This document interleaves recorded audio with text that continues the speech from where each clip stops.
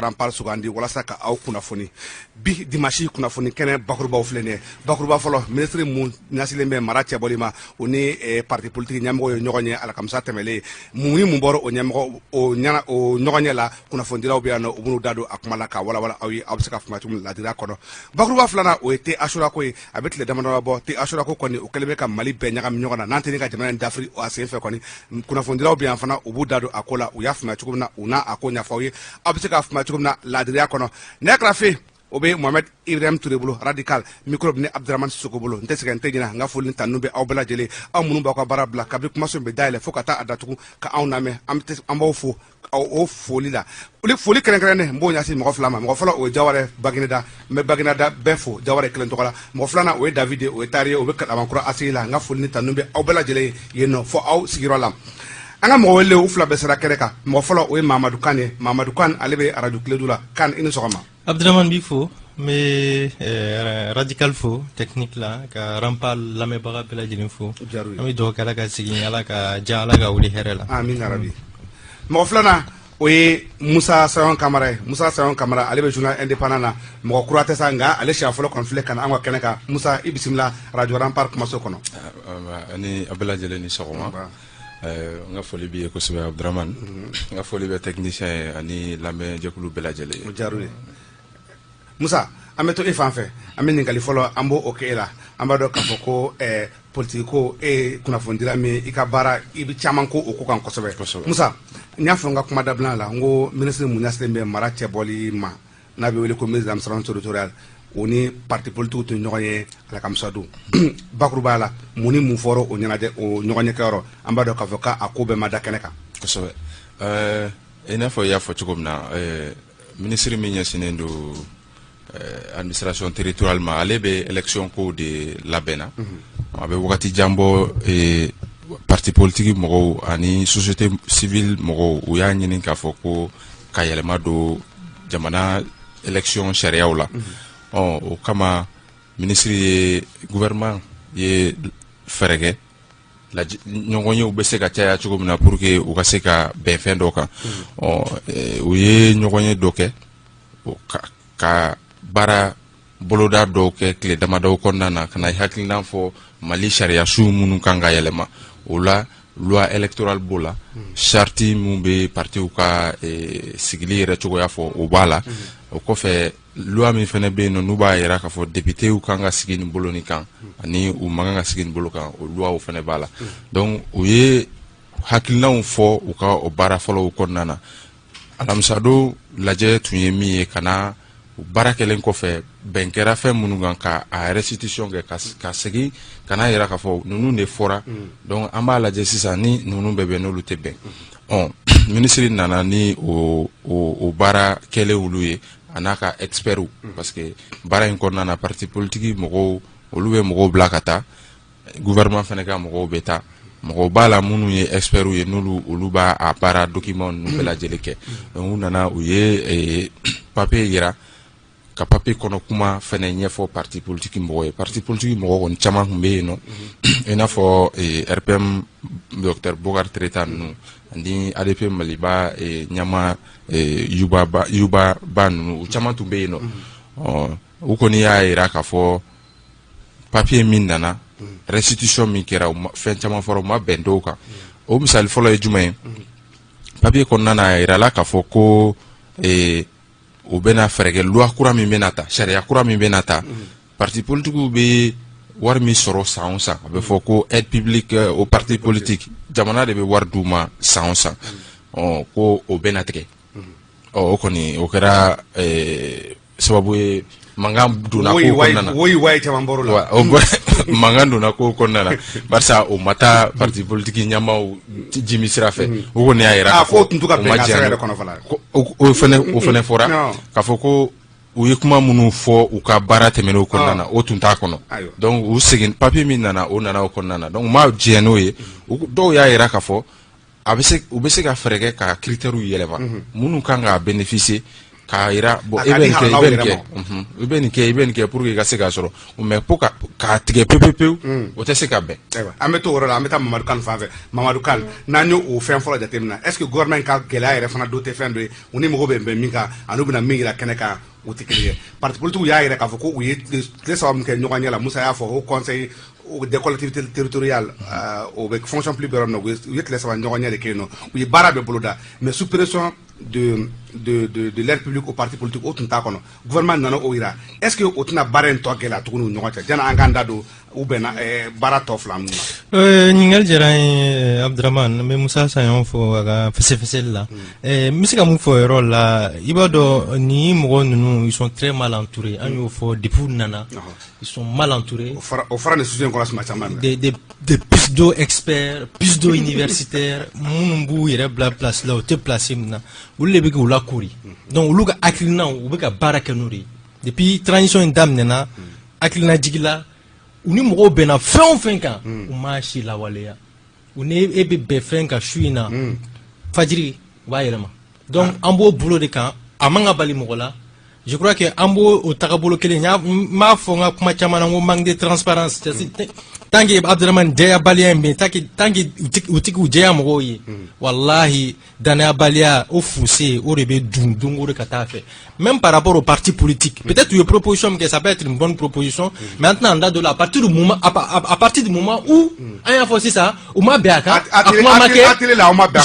justement donc moi je crois que il y a pas lieu de débattre de cela à partir du moment où on a ni fait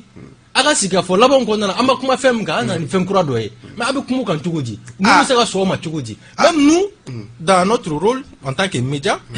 en tant que journaliste am se kan avis dit par rapport au financement des partis politiques beniga avis do maintenant avis do là parce que ko kira tugo amna ko ke tugo manye voilà Moussa Sayon anga to au point là mais est-ce que le fait que le gouvernement d'après ce qu'on a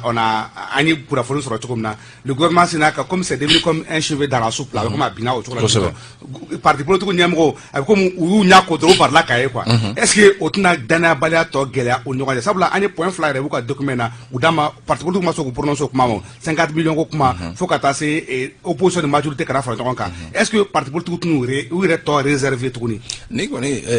Mali transition chogoya takaro bolo kan kaba parti politique qu'on est réservé le nous société civile mo bela de réservé le nous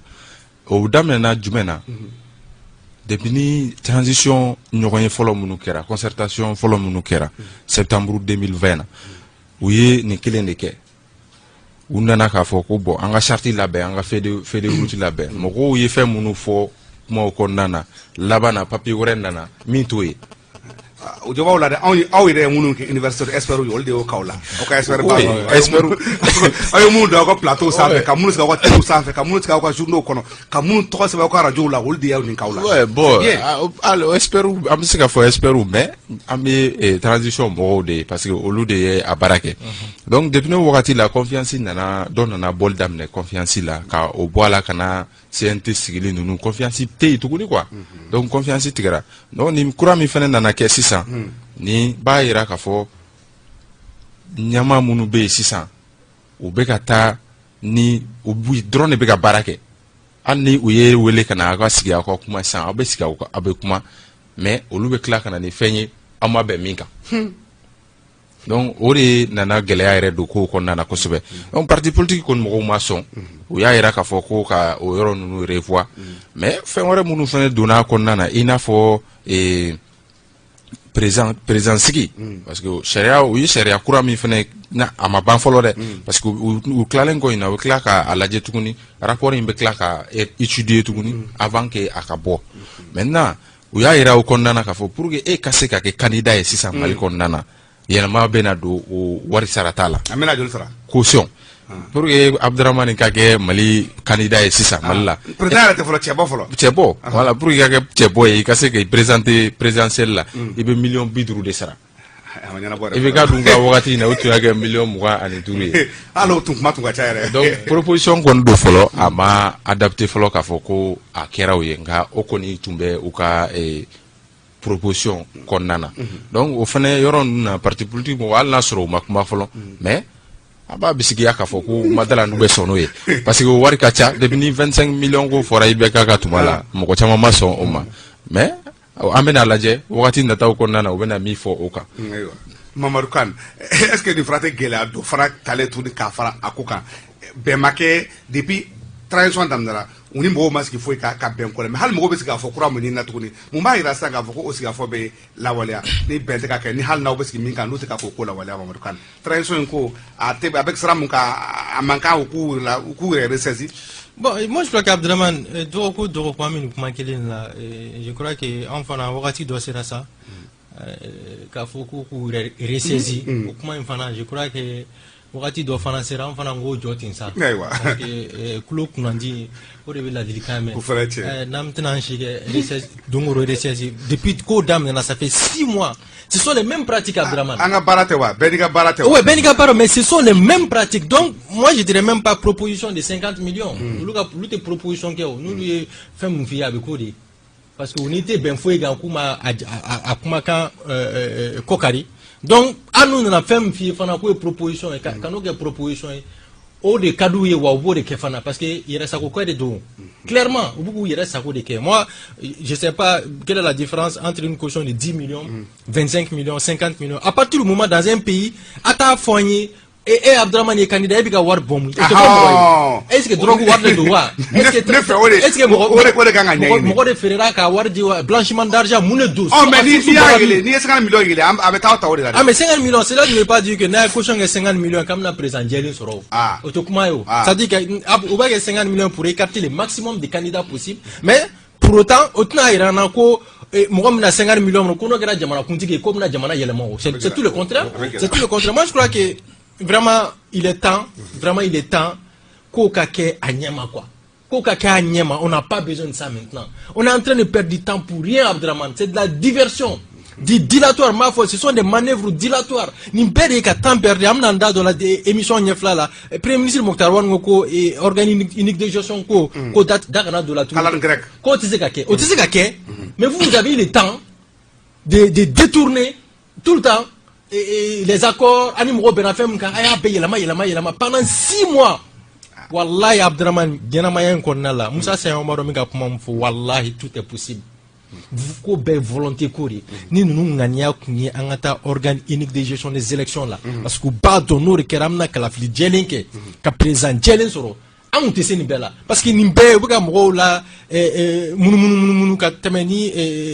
raccourci ye ka mo la tunu bon ama keta amina ni par rapport à la loi électorale amna la je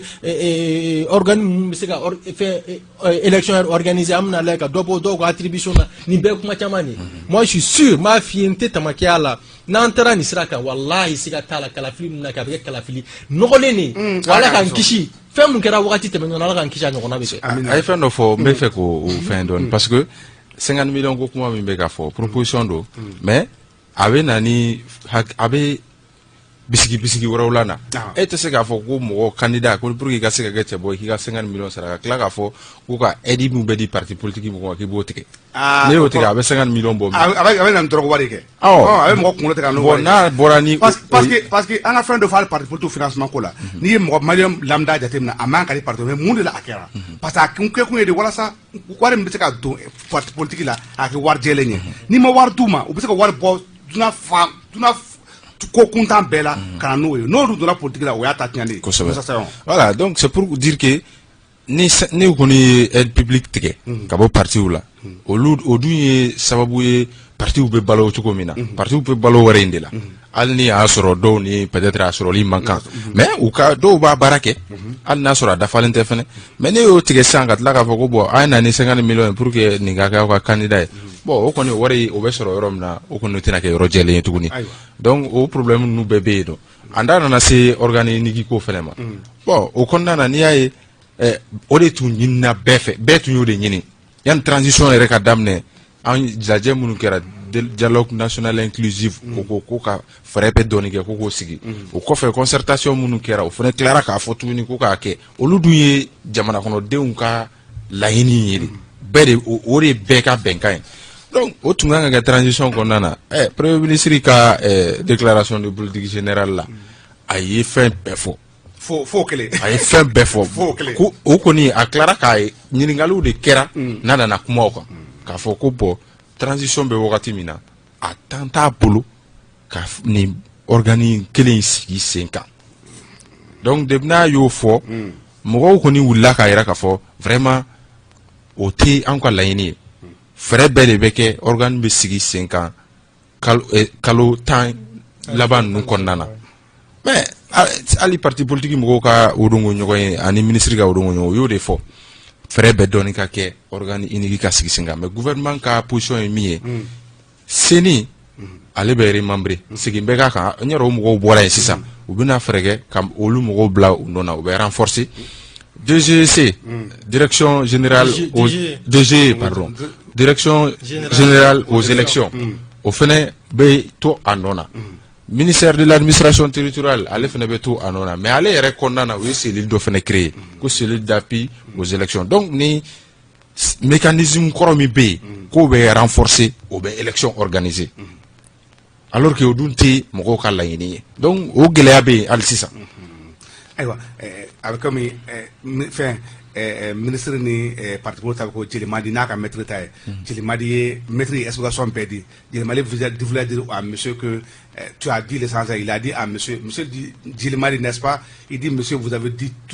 tout dit sauf l'essentiel. Moutawan l'autre jour Jelimadi quand maître quand ko Jelimadi qu'est-ce que c'est que l'essentiel Jelimadi Moutawan de sera essentiel de forme koye sinon il a tout dit l'autre jour sauf l'essentiel. L'essentiel aujourd'hui pour les Maliens c'est vraiment l'organe unique des élections. Mais Moussa Sawa ne peut pas faire nous be cadre de concentration des partis politiques sur ko ka fo ku ka ɲɔgɔn la très généralement propos ini mɔgɔ si ni fɛn tɛna fɛn bɛɛ aw b'a discuter de aw bɛ fɛn bɛɛ ɲɛfɔ ɲɔgɔn ɲɛna de hali élection chronogramme aw bɛ bɛn a kan de mais ninnu ka k'a la est ce que a bɛ ka ko o cogo la ten wa e mun b'a caman ba de suit ninnu ka k'a la en fait yɛlɛma caman donna o ɲɔgɔn ye nin na. Bienvenue sur Bamako 24 7 jours sur 7, la radio au Mali. Misala premier ministre n'u ye parti politique ye ɲɔgɔn siɲɛ kelen fɔlɔ de ale yɛrɛ ta in fɛnɛ kɛra parce que parti politique ni société civile mɔgɔw ni ministre de l'administration territoriale bɛ ka ɲɔgɔn ye kɛ o tɛ ka ɲɔgɔn faamuya parce que tuma bɛɛ n'u bɔra ɲɔgɔn ye kɔnɔna na i b'a ye dɔw bɛ bɔ k'a yɛrɛ k'a fɔ ko an ye minnu fɔ o tɛ ka kɛ donc premier ministre ko bɛ ale ye civil ye o cɛ la parce que a tɔ ninnu pratiquement a bɛɛ ye sɔrɔsiw ye donc ale fɛnɛ décision ta a kɔni mana kɛ cogo o cogo a y'a décision ta ni ɲɛmaaw ye ka parti politique mɔgɔw rencontrer donc papier ko kɔni tun tɛ o ɲɔgɔn ye nin na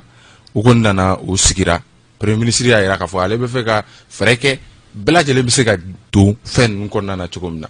mais o kɛra kuma ni tɛ ka wuli o foyi décision ma ta o la o décision foyi ma ta o la hali organiser nigi ko in a ko k'a bɛna cadre de concertation dɔ de sigi cadre de concertation dun caman bɛ yen kaban ale yɛrɛ o jaabi di kaban k'ale y'a fɔ k'a tɛ se ka kɛ a ko k'a tɛ se ka kɛ a ko cadre mun bɛna sigi cadre in bɛna hakilina wɛrɛw de ta élection bɛ se ka organiser cogo min na a yɛrɛ b'a fɔ cogo min na trouver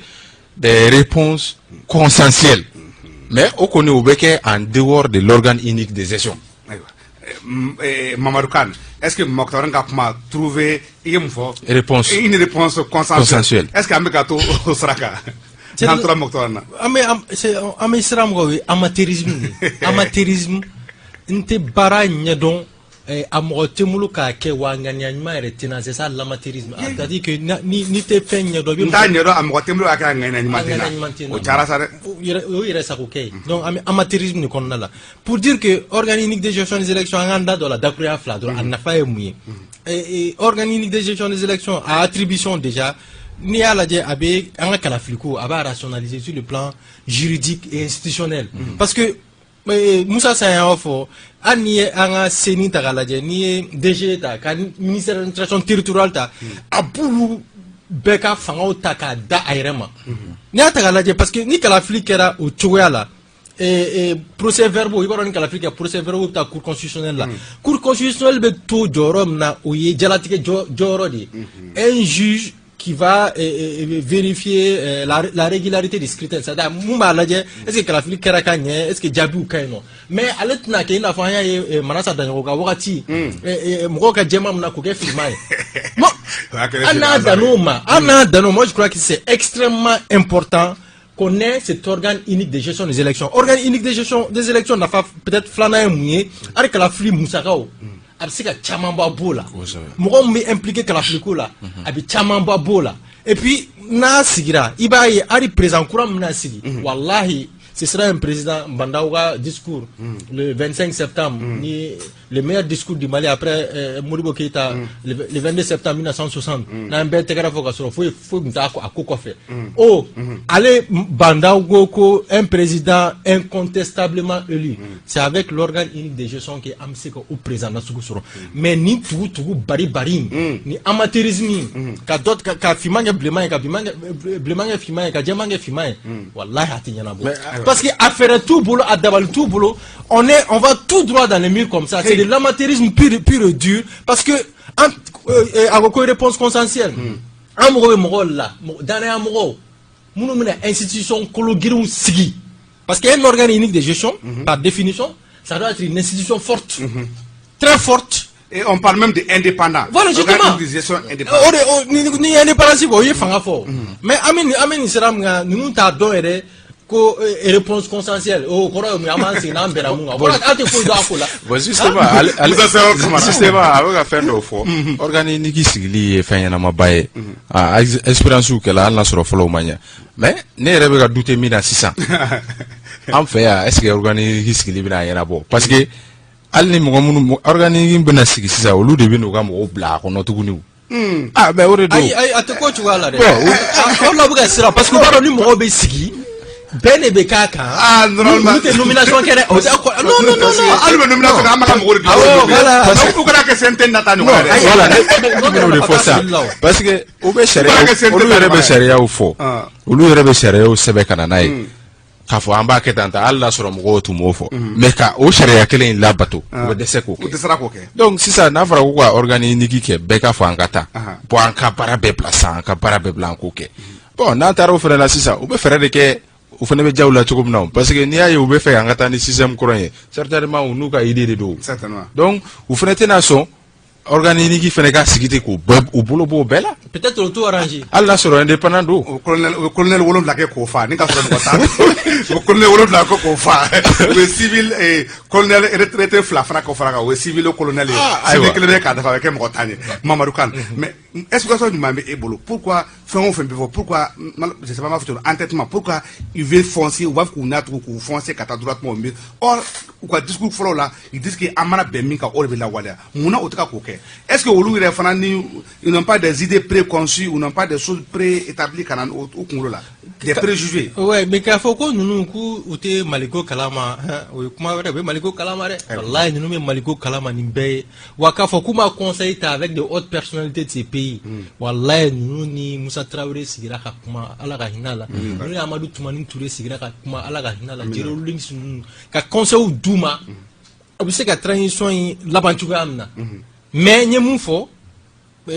tellement ils sont mal entourés mogo do tara do sengoro ka fuye aboro fanga ko inflé ni mogo munu kumbala o desera ro la ibika fanga burna na be fa ka nyabi tan sera de fait donc je crois que vous le conseil de suite parce que ka ira doron ka fo ka yuru la kube position na bison en position de force fanga bubulo bi wa fanga bise ka tubura chini je crois que en beau perspective de camp parce que ni ani nomination tagalaje akira colonel Bouyo tra yoro colonel de Beno o kunye muyeni nganya wera ta pour une transition de 18 mois al opam colonel de Beno mumbe sumandama opam colonel o ko ga dun je crois nganta dun kono même la sécurité alimentaire o ko fana nga dun parce que profil la ouais mais mo ko nyom yala ni o tagalaje il y a d'autres intentions qui se cachent derrière cette nomination mais c'est pas l'objet du débat. Donc quand faut donner une question ils sont mal entourés Abdraman parce que ningani awere ta ko on dans la transition là aga discours mukera aga premier discours place d'indépendance là quoi vous êtes venu parachever une lutte quand on a lutte parachever aga ko nous allons rendre le pouvoir aux civils premier discours Deuxième discours, Agoko, maintenant, ce sera un pouvoir civilo-militaire. Troisième discours, Agoko, bon, finalement, ce sera un militaire. Danaya Bemi, Mokobsika Dan Nuna, Tchogodi, Nunu Nana Ngania, Kele Nebula, Nana, Antita Fana, Antita Mouye, Nare Makai, Ankerefe Mokobe Kai, Mali de Do, Koya Ketchouam, na Fema Boala. Enfin, on fente boila. Mais bibi na par rapport à la corruption. Depuis que nous John la corruption, la lutte contre la corruption est bannie de vocabulaire. La LOPEM. Vocabulaire, LOPM, la loi d'orientation et de programmation militaire. Un milliard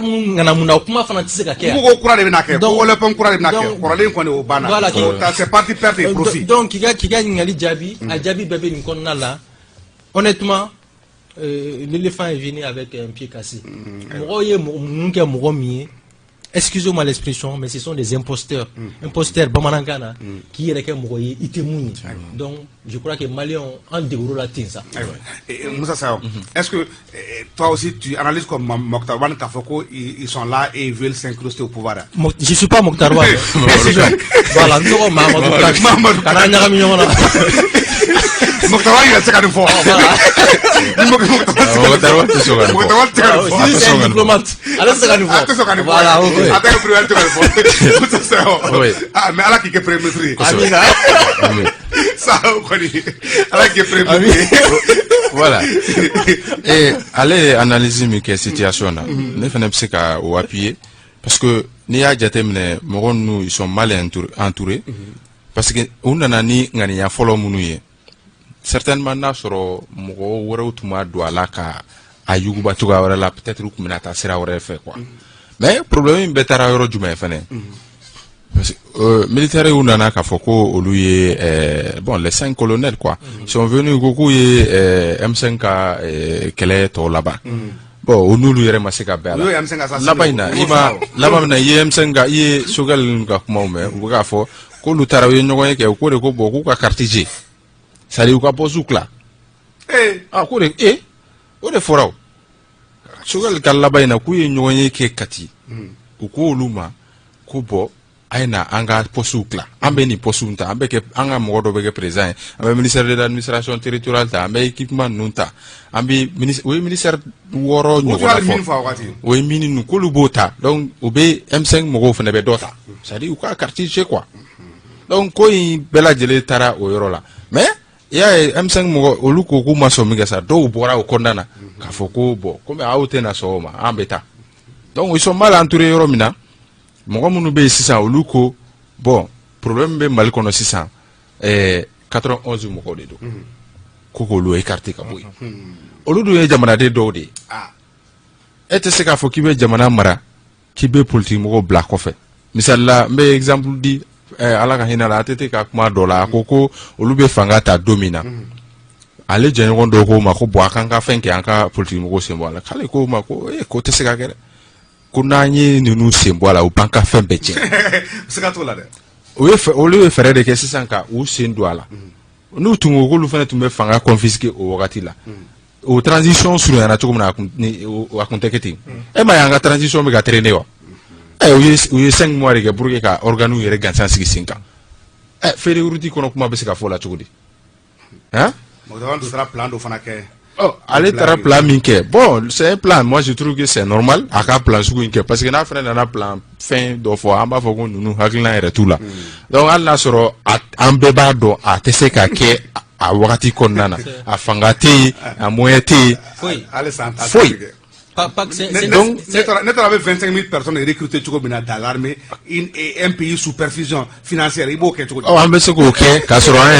ambe euro la erga effectif to bo attendez intérêt ato bo ere donc na fera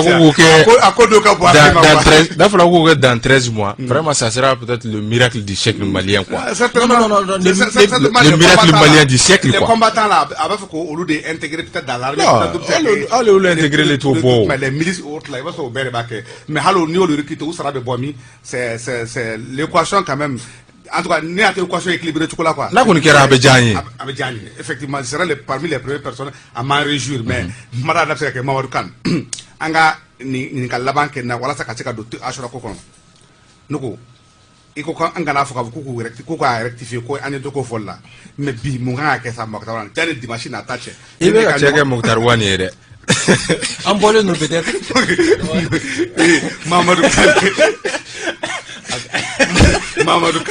Mamadou Kane iko ko ngana fo ka ko rectifier ki chama ko folla mais mun de bi se ka ke bisa wala sa dimanche na ta nen e kana se kuma so kono an ga se ka nyuma fo mun ka ke do ko kono do kelen ka jale ko ba de bi se ka kono autorité ka nga mun ke sa sabula nanya ko famia a kela bo olu de fanfɛ a tɛ mɔgɔ si fanfɛ sabula halu ni M5 fana u no o mun tun bɛ a damina u y'o kɔni u y'o o faga yɛrɛ de carrément u t'a fɛ k'o tɔgɔ yɛrɛ mɛn sa mun de bɛ se ka kɛ sa walasa fɛn dɔw bɛ se ka bila sen kan ne e bɛna o débat tu dimanche ɲuman sara kan fɛn fɔlɔ min bɛ se ka kɛ n ye jalaki min ta k'u sɛgɛrɛ sisan bɛɛ b'a dɔn tiɲɛ ye kelen de Bill Haki wallahi tiɲɛ ye kelen de jalaki fɛn fɛn taara k'u sɛgɛrɛ a bɛɛ ye tiɲɛ de donc qui tient le langage de vérité Abdraman dès à présent mun se ka kɛ bi dimanche doyen na ka taa bi la fo dimanche wɛrɛ u ka cadre de concertation u k'a multiplier avec les acteurs de la société civile danayabaliya mun bɛ yen nɔ u ka wuli ka bɔ yen nɔ les syndicats avec les M5 la classe politique l'ensemble des Maliens les couches socio-professionnelles cadre de concertation a multiplié c'est pas pour rien qu'ils ont des conseillers spéciaux moi je crois que au cadre où c'est qu'à instaurer dès maintenant c'est qu'il faut que flibe yorom na yorom mu jengeni no angulu clé Mokhtar Wane kuma mu faut ko rectifier ou ka donc organe unique de gestion des élections absika sigisenga arsa ou ka donc volonté corridor ou ka donc Ibrahim Boubacar Keïta ka fanga ma bin parce que ko aka frokia don tuko kuma na ou be ko aka to kan fo tuko mananye abi la tenya kamela mko shimofo ou ka donc législative kera afambaye parce que comme ngoro kono malien ko ou te fengo nyona wéré de tuguni moi je crois qu'il est très important aujourd'hui de rectifier les tirs à ce niveau na me fengata kala fil en 2022 organe unique de gestion des élections Mokhtar Wane mu ya fo CNT nyema ka tsika ke aka fo mo ka le fil la tsika ke o fana che ale de fil la tsika ke o tsika ke fana de ba fi tsika ke wallahi à quel vaillant rien d'impossible ni ngani ya wéré tout kono par rapport à la société civile ou ka garantie di mɔgɔw k'a f'u ye an bɛna peut-être moratoire ko mun fɔ par rapport aux grèves a ye wagati d'a ma mais an yɛrɛ bɛna baara kɛ jɛlenya kan n'ala sɔnna ma train de vie de l'État il n'est pas encore trop tard an y'a kuma fɔ an bɛna dɔ bɔ jamana ka musakaw la parce que arsa fɛn tɛ ka bɔ jamana ka musakaw la a bɛ k'a fɔ ko wari tɛ kɛsu dɔ bɛ ka fara o kan dɔ de bɛ ka fara o kan n'i ye ministre ka délégation voyage lajɛ voilà rien n'a changé dɔ farala kan voilà donc je crois 10% d'après mes informations donc Abdraman ministre tɛ voyager nana ami personnel tɛ voyager Abdraman ni gouvernement na concrètement très concrètement moi je crois que c'est ça il faut tenir le langage de vérité tiens ka fɔ mɔgɔ ye u ka yafa ɲini malidenw fɛ wallahi u ka yafa ɲini an fɛ parce que an ka l'impôt de b'u balo koyi an tɛ an dogo ɲɔgɔn na koyi n'i y'a mɛn nin kuma fɛn fɛn na u b'an ko de ɲɛmɔgɔya la dɛ e tun bɛ wage dɔn fɔlɔ e tun b'a dɔn e tun bɛ Asimi dɔn o tun bɛ min o tun bɛ Mali kɔnɔ o tun bɛ yɔrɔ jumɛn est ce que mɔgɔ kun ka sira b'a ko la non an ka tiɲɛ fɔ ɲɔgɔn ye parce que an ka impôt an ka dɔrɔmɛ kelen n'an ka dɔrɔmɛ fila olu bɛ k'u balo k'u sara k'u entretenir k'u bila mobili ba kɔnɔ k'u bila climatiseur kɔrɔ donc an ka jamana y'u bila baara min na u ka baara kɛ n'u ma baara kɛ an ka baara ye k'a dénoncer wa an b'a fɔ donc k'a f'u ye an bɛ wagati min na ko sisan u ka bɔ ka yafa dili malidenw fɛ u b'a fɔ u filila bɛɛ ka na expert kolo minnu b'u kɛrɛfɛ u k'u bɛɛ galaso ka bɔ yen nɔ c'est à dire k'u ni malidenw ka sigi n'u an bɛnna fɛn min kan ka kɛ u ni classe politique ka sigi n'u bɛnna fɛn min kan ka kɛ jɛlenya kan par rapport aux nominations kana kɛ dɔrɔn sentiment ko ye ne bɛ dɔn ne bɛ Musa Saɲɔn dɔn faut que n ye bila nin place in na a ka b'o la fɛn fɛn ye reprochera Ibrahim Boubacar Keïta la bɛ fanga tɛmɛ n'o na walahi an ka bɔ o bɛɛ kɔnɔ ninnu ka yafa ɲini malidenw fɛ ko kalo wɔɔrɔ on a perdu du temps pour rien pour les 13 mois restants am se ka baara kɛ nin sira kan wa n'ala sɔnna ma an t'aw janfa tuguni an bɛna tiɲɛ de fɔ ye tant que an ma tiɲɛ fɔ an bɛ to nin dingɛ in kɔnɔ ayiwa ne ma dara ni ninnu bɛ tiɲɛ fɔ kosɛbɛ ninnu suppression ko mun ka di ninnu ye aide à la presse u y'o supprimer o m'o di halisa ko parti politique fana ta k'u b'o supprimer olu kɔni nana dɔrɔn suppression sur suppression mais olu yɛrɛ mɔgɔ tɛ sa dɛ u mɔgɔ foyi tɛ sa ministre si tɛ déplacer n'o ka délégation ni 70 personnes t'a nɔfɛ a ministre dɔw ka déplacement na théourilaw b'a la samara jɔsilaw b'a la finikolaw b'a la samaratalaw b'a la a bɛɛ b'a la a b'u ka délégation ninnu bɛɛ la o bɛɛ la anw ka minnu bɛ yen u ye minnu sɔrɔ institutionnalisé u nana k'olu fana bɛɛ dabila parti politique ka suppression loi de y'o kɛ k'u b'o supprimer aide à la presse loi de y'a kɛ k'u m'o di a tɛ ka don ka kuma la yan fɔlɔ yɛrɛ olu kɔni suppression nka u yɛrɛ ta mada n'u na supprimer fɔlɔ radical i bolo yɛlɛma an ka don te asura kɔnɔ dɔɔni an bɛ segin ka na kumaso kɔnɔ aw tulo bɛ radio Rampart de mankan na an bɛ kunnafoni kɛnɛ kan dɔgɔkun kɔnɔ an y'a ye k'a fɔ ko ni fitini de don nka a kɛra an bolo affaire d'État ye sabula te Ashura lo dɔ de bɛ yen nɔ a lo a fɔra k'a fɔ ko produit pesticide de b'a la produit chimique bagaji de b'a la ko a man kan ka min direction de l'agriculture de y'o communiqué kɛ sabula n bɛ mɔgɔ hakili jigin fana k'a fɔ ko direction de l'agriculture ale sigilen bɛ ko bɛ yen n'a bɛ dala dumuni kɛ n'a bɛ bɔ dugukolo la d'origine végétale ale de ka baara bɔ o ko kan k'o ɲɛɲini k'o ɲuman n'o juguman k'o fɛsɛfɛsɛ walasa aw bɛ se k'o sɔrɔ cogo min na k'o dun ale de y'a yira k'a fɔ ko te Ashura ko pesticide bagaji ko n'i y'a lajɛ ko 0,3% ko o b'a la ko a man kan ka dun sabula norme autorisée 0,03% u cɛ ka jan ɲɔgɔn na kosɛbɛ 0,3% ani 0,03% olu cɛ ka jan ɲɔgɔn na kosɛbɛ k'a man kan ka dun kabiri o de fɔra k'a man kan ka min bɔn dunni ni mini bɛɛ kelen a bɛ don kɔnɔna la maintenant depuis o de kɛra Mamadou Kane i b'a fɔ k'a fɔ ko o dɔrɔn tɛ a kɛra an bolo affaire d'État ye ne ko Mamadou Kane est-ce que nin mankan mun kɛra est-ce que nin bɛ nin kun bɔ ɲininkali diyara n ye n bɛ to k'a fɔ n k'an tɛ jamana kɔnɔ donc l'histoire me donne malheureusement raison parce que i b'a dɔn mɔgɔ min bɛ communication de crise suit des cours de communication de crise dans les facultés ni ɲɔgɔnnaw nin ma daminɛ Mali la o nin bɛ kɛ diɲɛ jamana bɛɛ la mais exemple d'i ma peut-être en France même Facebook ye nin ɲɔgɔnna problème sɔrɔ aux États-Unis il a fallu que Mark Zuckerberg attention nous vous informons que nous sommes en rediffusion de cette émission aw minnu bɛ ka jɛmukan min lamɛn sisan an bɛ ka segin a kan de n'an ko a ma rediffusion ani cɛ a ka lamɛnniw la Radio Bamako 24 pour rassurer tous les utilisateurs parce que le problème de sécurité non données espionnées Mark Zuckerberg il a clairement a fɔ ko kuma min fɔra tiɲɛ de don mais n'ala sɔnna olu bɛna baara kɛ pour que ni ɲɔgɔnna wɛrɛ kana kɛ a ye mun kɛ a ye mɔgɔw a ye danaya lasegin mɔgɔw yɔrɔ mais Mali la ni nin kɛra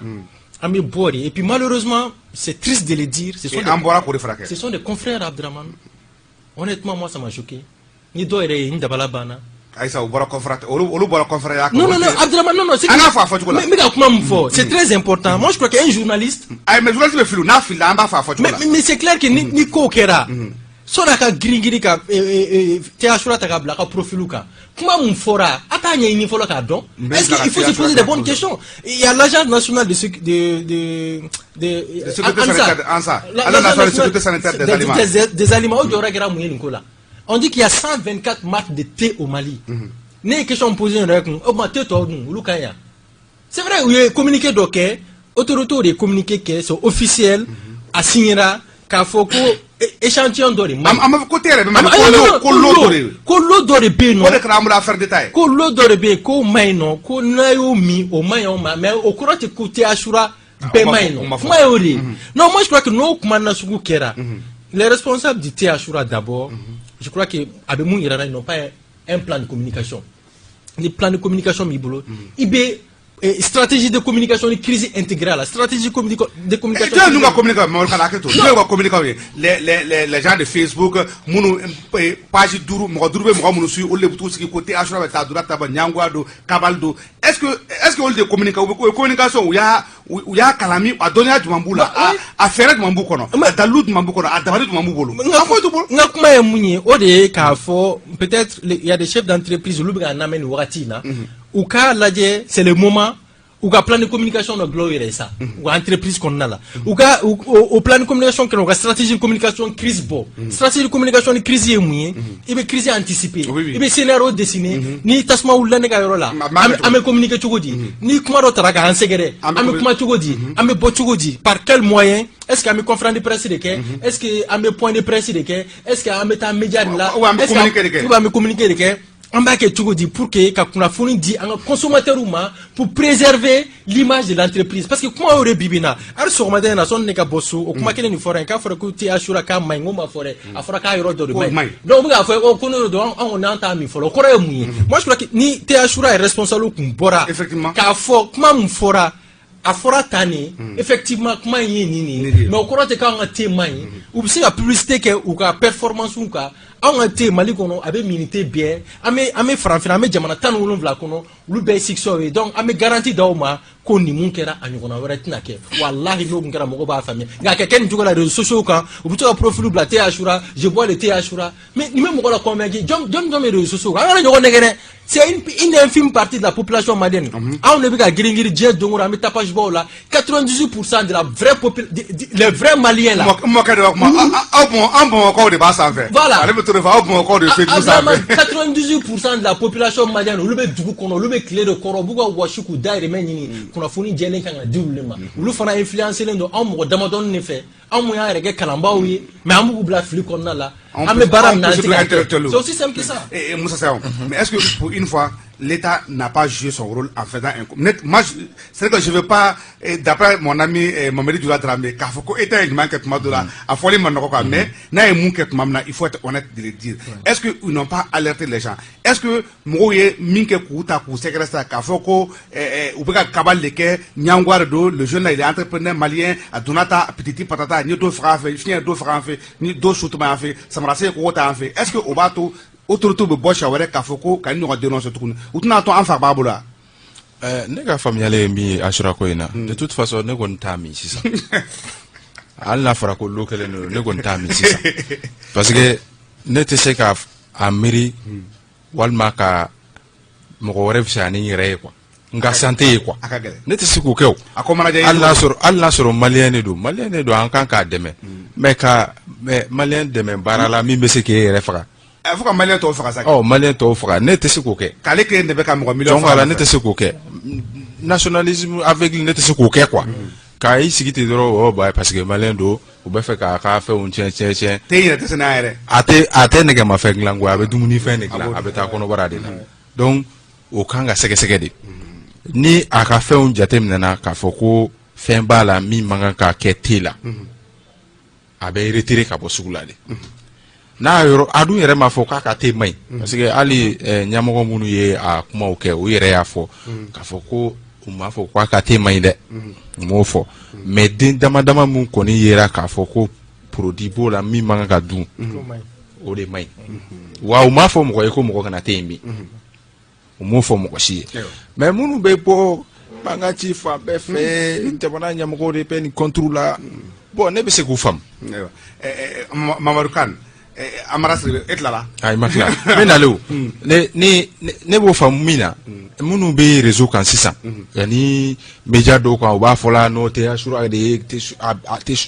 bɛɛ la te de don u bɛ fɛ dɔrɔn de ka cɛnin ka baara tiɲɛ a bolo olu ye kumaw ye an tɛmɛna o yɔrɔ kan quoi an bɛ jamana de kɔnɔna na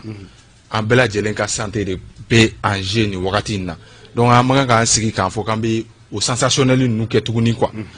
N'a fɔra k'a fɔ ko fɛn dɔ bɛ dumuni fɛn na a kɛra maliyɛn ka produit o a kɛra mɔgɔ wɛrɛ ka produit o an kan k'o de to yen fɔlɔ minnu bɛ ka publicité ni fɛnw kɛ minnu bɛ ka les comédiens les chanteurs mais c'est normal nka ale de b'olu ka fɛnw sponsoriser e bɛ se ka na ne ka fɛn sponsoriser i b'a fɔ ne ɲɛna k'i ka fɛn ka ɲi ni koro nana e sɔrɔ ne bɛ se k'a fɔ k'e ka fɛn man ɲi yan ne tɛ se k'o fɔ o donc maliyɛnw k'a jateminɛ n'a fɔra ko fɛn o fɛn bɛ yen k'a man ɲi an ka santé ma maliyɛnya foyi t'o la an hakili t'o la an ka autorité mɔgɔw u tɛ ɲuman kɛ dɛ tuma bɛɛ u tɛ ɲuman kɛ mais n'u ye fɛn minnu kɛ ni minnu fana ye ɲuman ye o kan ka fɔ quoi ninnu y'u ka baarakɛta de kɛ a fɔra u ɲɛna k'a fɔ ko produit b'a la en même temps u wulila ka taa ɲɛɲini hali n'a sɔrɔ a taara ta yɔrɔ min na peut-être a man kan ka taa ta yen mais ils ont fait ce qu'ils devraient faire. Donc en kan k'u lamɛn u yɛrɛ k'a fɔ k'aw ko stock de to a bolo sinon ko alerte bɔra ambassade du Mali de Belgique de la. France kɛ. A bɔra yen nɔ alerte bɔra o de ye ministre des affaires étrangères saisi o ka gouvernement saisi. donc o b'a yira k'a fɔ anw dɔrɔn tɛ o donc an ka autorité mɔgɔw nin bɛɛ fana peut-être n'u ma nin kɛ a bɛ tila k'a fɔ tuguni k'u t'u ka baara kɛ minnu bɛ réseaux sociaux la bi n'u bɛ ka u buruja olu kelen bɛ tila t'u ka tila fɔ k'u ka baara kɛ a ko ka gɛlɛn parce que dɔɔni dɔnkoman de don quoi n'i y'a dɔn ka taa yan fɛ dɔw b'a fɔ ko o man ɲi n'i y'a dɔn ka taa yan fɛ peut-être i ba bɛ sa walima i fa bɛ sa donc an bɛ yɔrɔ min na nin fana bɛɛ y'an ka autorité nɔ ye parce que o fana u bɛ ka minnu kɛ o tɛ ka kɛ sababu ye mɔgɔw ka danaya ka sabati quoi donc ni danaya tɛ yen mɔgɔw bi fɛnw bisigi ka taa yɔrɔ dɔ la ka sɔrɔ o tɛ quoi. O dun y'a bisigi de ko ɲangwa da hasidiya don Mamadou Kane amara asila ko an tɛ a banna ko k'a foli f'i ɲɛna mais a ko ɲininkali dɔ bɛ yen ko n k'o k'i la ko est ce que minnu bɛ ka kuma k'a ko nin mankan ci k'a fɔ ko k'u ka profil kɛ tɛ Asura ye komi i y'o kuma fɔ qu'est ce que ko nin tɛ u wari ɲinitɔ de tɛ Asura DG fait. Ouais, vous savez wari ɲini quoi, ça dit que moi d'abord moi je suis pas consommateur de thé, je pas là dans ma team. Et l'affaire, voilà. Ça veut dire que les débats ne t'intéressent pas. Moi je suis pas dans les débats de personnes. Comme Maliko toi qui a débat de personnes parce que moi m'y fait ici au beau qu'on l'a dit ni chiad mais ou bien INSP nyamoro join aralien. Moi je crois que c'est ça le problème. Quand il ngali jabi et bien c'est ngali fois. Ko mun be ka défendre tantôt. Profil que est-ce que tu war ni na abolo. Moi je sais pas, je peux pas préjuger. Ntado agwa la nyine muye. Dɔw b'a kɛ tout le don mais minnu ta bɛ digina o ye n yɛrɛ baarakɛ ɲɔgɔn ye o bɛ digina kosɛbɛ parce que anw ka baara in walahi a bɛ ɲɛɲini ka dɔn le journalisme c'est un métier noble on a l'éthique on a la déontologie donc hali ni ma journalisme kalan yɛrɛ kɛ i bɛ se k'a kalan si le ta hali ni kɛra journaliste ye a ɲɛɲini k'a dɔn i bɛ baara min na ni ɲɔgɔnna information bɔra e ka baara tɛ k'i ka profil yɛlɛma k'a kɛ te e bɛ se ka enquête mɛnɛ o i bɛ se k'i yɛrɛ ka enquête mɛnɛ propre enquête i bɛ se ka taa terrain kan k'a dɔn mun kɛra i bɛ se ka dan information dili ma ka na fɛn wɛrɛ k'o kɔfɛ mais kana mɔgɔw bila erreur fana na parce que e bɛ mɔgɔ bila erreur la cogo di ni autorité de y'a fɔ hali ni Musa San y'a fɔ c'est vrai mɔgɔ ka danaya t'u kan u yɛrɛ kɛwalew kama mais quand même u ye fɛn dɔ de yira c'est une matière pour toi et la barre de yo kunnafoni dɔ de di e yɛrɛ bɛ se ka investigation k'a yira ko ye kuma min fɔ c'est faux ou bien c'est vrai o de y'i ka baara ye mais e ka baara tɛ k'i ka profil de ma ka t'i Asura bila a kan mɔgɔ tɔ mun de y'a kɛ moi je n'ai pas de problème. Surtout que le DG de Asura au lieu de nous sortir cabale concurrent donné que pourquoi lui-même ne fait pas une contre-expertise au résultat ira. Non parce que c'est pas aussi simple que bonjour. Abdraman Nyo kuma de fois ils n'ont pas de plan de communication. Mais c'est lui le plan de communication lui-même il est dans cette affaire de déni quoi. C'est ça le drame. Est-ce que à tout là qui a trouvé un de ce cadre ni stratégie de communication. C'est facile. Ni stratégie de communication de Christa. Déni ma kono. Le déni ça dit mbeba. Tiens do mbeba. Parce que galo ere mbeba. O ba kono. Tiens do mba aveu. Mais soit ma ka kera wa ma avouer wa menga consommateur bunya. Moi je crois que on a bordé ka fo comment on fera na la sona ere na enquête indépendante menée à côté k'a lajɛ ko bɛ cogoya min na mais n'a yera k'a fɔ ko tiɲɛ de problème t'a la an bɛ lo ninnu an b'u bɔ yen mais an bɛ garantie d'aw ma k'a fɔ an ka te basi foyi t'an ka te la mais bi bi in na an bɛ confusion kɔnɔna la c'est pas les quelques rares personnes n tɛna n da don dɔw la n t'olu dɔn olu b'u ka profil yɛlɛma ko les maliens lambda parce que an bɛɛ bɛ ka a bɛ k'an bɛɛ kɔnɔ ko ni Facebook n'i ye mun bila Facebook ko de bɛ yen non il y a les vrais maliens aussi. Ta sugu kɔnɔna la olu ye maliyɛnw de ye olu b'a miiri cogo di est-ce que sugu kɔnɔna la bi an ka sugu kɔnɔnaw la an ka foro kɔnɔnaw la est-ce que olu bɛna tɛ Asura consommer dɔw b'a consommer dɔw tɛna taa consommer mais n'ale ka communication kun ɲɛna c'est sûr que n'a kun ye assurance di mɔgɔw ma k'a fɔ mun kɛra n'ala sɔnna a ɲɔgɔnna wɛrɛ tɛna kɛ tiɲɛ de don nkalon don o ye kuma wɛrɛ ye mais ka communiquer ta les réseaux sociaux ka mɔgɔ les personnalités influencer les réseaux sociaux k'olu ta k'olu manipuler d'une certaine manière moi je crois que nin t'a kɛcogo ye. Ale don bi a bɛ se ka kɛ entreprise wɛrɛ ye sini Abdraman Dukuru notre confrère nin t'a siɲɛ fɔlɔ ye octobre 2020 octobre tɛmɛnen ale fana ye papier kɛ ka jalaki ta ka a ɲɛsin Asura kelen ma donc ça veut pas dire que ni accusation taara k'i sɛgɛrɛ ko kɔrɔ ko toi tu es sain ni nin est sain hali ni min ka kuma jogo dɔ bɛ ne la donc an ka il faut être humble dans la vie. Dans la vie surtout que dɔw yɛrɛ bɛ fɛn in fɔ la dɔw bɛ ka plus de kɛ olu b'a enfoncer parce que pour faire la communication de crédit, il faut que toi-même tu fais la communication, tu aies une certaine crédibilité. Or, à Dobé, nos crédits, quel est tout là. Nous avons sera Makalabanga Kambe dans la Brama. Te Asura Kuka, nous avons baissé à mi qu'on faut et un malien qui a déjà terminé quoi. C'est-à-dire qu'il faut qu'on ait qu'il faut que malien d'or et qu'à baratien bleu. Ne connaît pas son au Roma. Donc, on va faire des quais à Forako produit main, en bas la djedi nyama jolena. Mɔgɔ si kana na girin k'a fɔ ten ko bɔn u bɛ fɛ ka cɛ ni ka baara tiɲɛ a bolo an k'an ka teme an b'a lajɛ de n'a a ka ɲi jamana ɲɛmaaw b'a fɔ a ka ɲi i n'o kɛ nin tɛ ka maliyɛn dɔ ka baara tiɲɛ quoi donc mɔgɔw k'o yɔrɔ ninnu jateminɛ. ayiwa foli ka laban waati sera midi tɔ dɔrɔn sanga sara. n ka foli bɛ aw ka vraiment n ka foli bɛ aw ka mɔgɔ bɛɛ lajɛlen ye aw ka auditeurs bɛɛ lajɛlen n ka foli belebele b'i yɛrɛ ye ani ka technicien n ka foli b'o bɛɛ ani grand frère Mamadou Kane hali n'a sɔrɔ i bɛ k'a fɔ ko Mokhtar Wane ala ka kɛ Mokhtar Wane merci n ka foli b'aw bɛɛ lajɛlen. kuma ka laban. non vraiment Mokhtar Wane Mamadou Kane. bon i b'a dɔn Mokhtar mɔgɔw b'a k'an bɔlen don peut-être le flyer, ça c'est une parenthèse. Comme ça, c'est un focus parce que vraiment, avec Baramna, mon côté sur le Jamana, alhamdulillah, mais donc, alaga, Sinsia, Kakira, for Abdraman, radical fou. Malikono vraiment, la même boka cha, femme bella jene, femme bella jene, wakafo. Wallahi ami sika ka fo anta ti mo ko yi anta e maliko de to lo ko te fe rete tangi jamana system meta nala sono on fana ma njoro la anta e mu ka fo amu fu ala ka plehera amin rabi ni meta sigi anga bi kuna fo ni kene barola an ko ye mo fla wele mo folo o Mamadou Kane o be radio Clédou Mamadou Kane anga foli bi e be nga foli la te Clédou bela jere mo fla na o ye Moussa Sayon Camara o be journal indépendant Moussa Sayon Camara e be nga foli fo indépendant mo bela jere radical o be ne krafela Mohamed Ibrahim Touré micro tmene Abdraman Sogobolo ne ni sujalo ni barola awma ne ba fawena o kambe wakati wore